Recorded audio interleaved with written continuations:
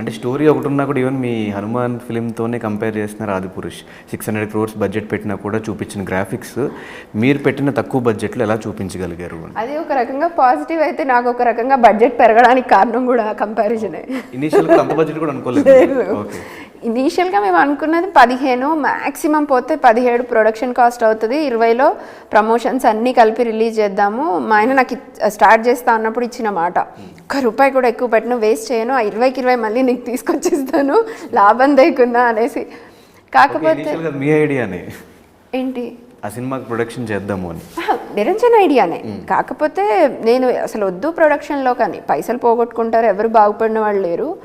మహానటి ఆవిడే సక్సెస్ చూడలేదు. అలాంటి చాలామంది ప్రొడ్యూసర్స్ మన చిన్నప్పుడు, అంటే మన చిన్నప్పుడు కాదు, మన అమ్మ వాళ్ళ చిన్నప్పుడు తీసిన ప్రొడ్యూసర్స్, పెద్ద పెద్ద ప్రొడ్యూసర్స్, కేవీ రెడ్డి గారు కానీ, కోదండపాణి, చాలామంది ప్రొడ్యూసర్స్ ఇప్పుడు వాళ్ళు ఎందుకు కంటిన్యూ చేస్తలేరు ప్రొడక్షన్లో? ఎందుకు లేరు? ఎందుకు ఓన్లీ కొంతమందే ప్రొడక్షన్లో ఉన్నారు? ఈవెన్ సురేష్ ప్రొడక్షన్స్, రామానాయుడు గారి ప్రొడక్షన్లో కూడా చూస్తే the choice of movies producing is very less these days comparative to పెద్ద పెద్ద ప్రొడ్యూసర్స్ కూడా. ఇప్పుడు రామానాయుడు గారు చేసినన్ని సినిమాలు ఇప్పుడు రావట్లేదు సురేష్ ప్రొడక్షన్స్ నుంచి. ఆ క్వాంటిటీ ఏంటి, అంత పెద్ద స్టార్స్తో అన్ని మూవీస్ చేసి రిలీజ్ చేసింది, ఇప్పుడు అన్నీ రావట్లేదు. సో మనం ఎందుకు వెళ్ళాలి? ఎక్స్పీరియన్స్ ఉండి, లెగసీ ఉండి, లైఫ్ టైం వాళ్ళు చేయగలరు, ఏదైనా చేయగలరు, అలాంటి వాళ్ళే చేయకుండా తగ్గిస్తున్నప్పుడు మనం ఎందుకు వెళ్ళాలి అని వి డిస్కస్డ్ ఎ లాట్. నాకు ప్రొడక్షన్ సైడ్ రావడం అంత ఇంట్రెస్ట్ లేకుండేది. కాకపోతే ఆయన ఏమన్నాడంటే, ఒక 3 years నేను ట్రై చేస్తా, ఇట్స్ మై ప్యాషన్.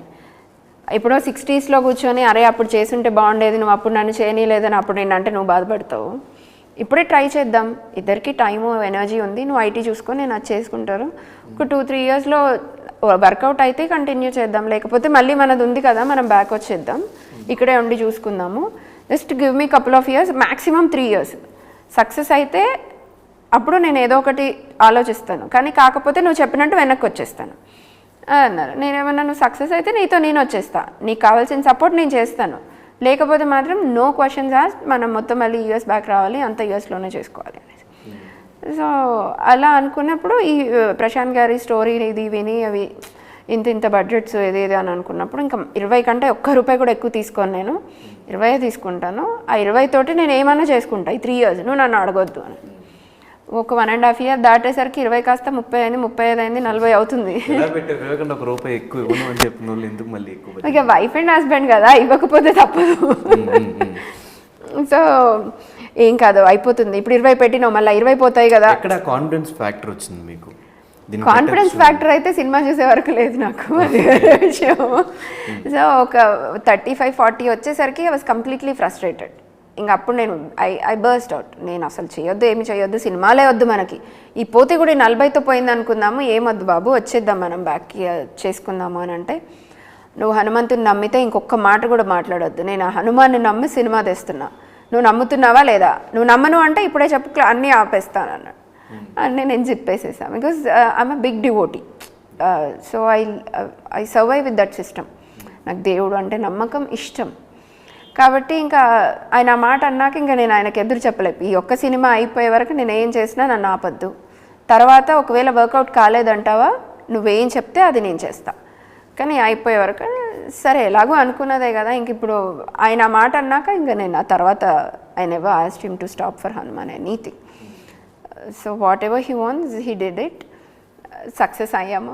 సో నేను ఇనిషియల్గా ఇచ్చిన మాట ప్రకారం I have to be with him, support him. కాబట్టి ఇప్పుడు నేను ఆయనకి ఏ సపోర్ట్ కావాలో అది చేస్తాను. కానీ ఎన్ని ప్రాబ్లమ్స్ హనుమాన్ ఫిల్మ్కి నాకు తెలిసి ఆయనే దగ్గరుండి సినిమాని రిలీజ్ చేపిస్తున్నట్టుంది. రిలీజ్ టైం వరకు కూడా, రిలీజ్ లాస్ట్ డేట్ వరకు కూడా మీకు ప్రాబ్లమ్స్. రిలీజ్ డేట్ తర్వాత వేరే కాంపిటీషన్, థియేటర్స్ వస్తాయో లేవో. సింగిల్ థియేటర్స్ వచ్చుంటే మాకు కలెక్షన్స్ ఇంకా పెరుగుండే. ఎస్, కానీ ఎక్స్పెక్ట్ చేశారు అంత హ్యూజ్ కలెక్షన్స్ ఆ ఫిలిం? ఎక్స్పెక్ట్ చేయలేదు. సో మరి ఇప్పుడు జై హనుమాన్కి మీరు సీక్వెల్కి బడ్జెట్ పెంచబోతున్నారా, లేదంటే మళ్ళీ లిమిటెడ్ బడ్జెట్లోనే ప్లాన్ చేస్తున్నారా? అది ఆ కథకి ఎంత డిమాండ్ అవసరం అయితే అంత చేస్తాం. ఎంతవరకు షూట్ అయింది? Next year release? లేదు, ప్రీ ప్రొడక్షన్ అవుతుంది ఇప్పుడు. బికాస్ ఆఫ్ ది గ్రాండియర్నెస్ అది అంతా వర్కౌట్ చేస్తున్నారు స్టోరీ బోర్డ్ విజువలైజేషన్స్ మీద. ఇంకొక 2 years పడుతుండొచ్చు మినిమం.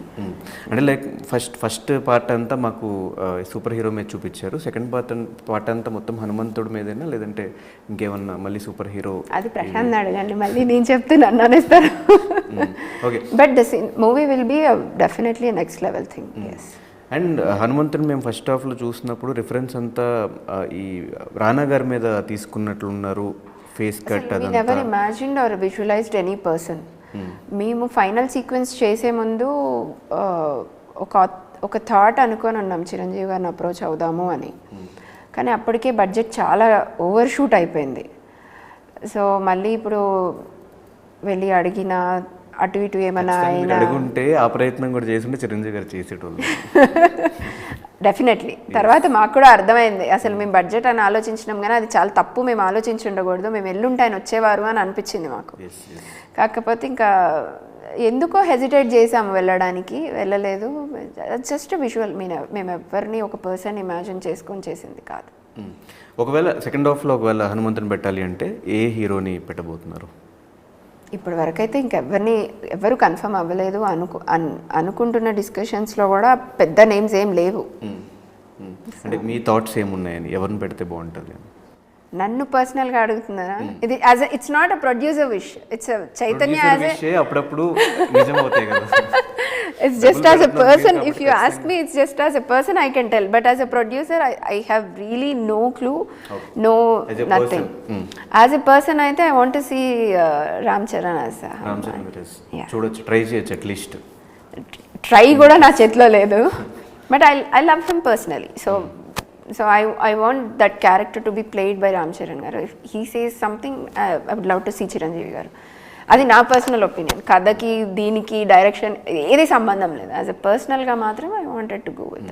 అండ్ హనుమాన్కి ఆబ్వియస్గా ప్రొడక్షన్ కొత్త కాబట్టి కొన్ని మిస్టేక్స్ అయితే చేసి ఉంటారు. సో ఈ సినిమాకి దానికి చేంజ్ చేసుకున్న థింగ్స్ ఏంటి ప్రొడ్యూసర్గా? హనుమాన్ ప్రొడక్షన్ అప్పుడు we were never involved in the production because ఇక్కడ లేము మేము. మొత్తం యూఎస్లో ఉన్నప్పుడు జరిగింది ప్రొడక్షన్. టీం చూసుకున్నారు, అంతా టీం మీద డిపెండ్ అయినాము. ఎప్పుడైనా వచ్చినప్పుడు గెస్ట్ లాగా వెళ్ళి చూసి వచ్చిందే కానీ ప్రొడక్షన్కి ఎప్పుడు మొత్తం ఇన్వాల్వ్ కాలేదు. డార్లింగ్కి A to Z pin art department ఎక్కడెక్కడ ఏమేమి సామాన్లు కొనుక్కొచ్చారు దగ్గర నుంచి నాకు తెలుసు. ఎవ్రీథింగ్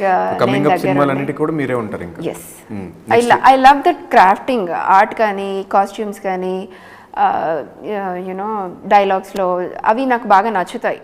నాకు అంటే కొంచెం సెన్స్ కూడా ఉంది అటు సైడు, కాబట్టి నేను వాటిలో అట్లీస్ట్ వాళ్ళు చెప్పేది కరెక్టా కాదా అన్నది జడ్జ్ చేసుకోగలుగుతాను. ఇప్పుడు డైరెక్టర్ గారు ఫ్రేమ్ తీస్తున్నప్పుడు అది జడ్జ్ చేయలేను నేను, because I really no clue.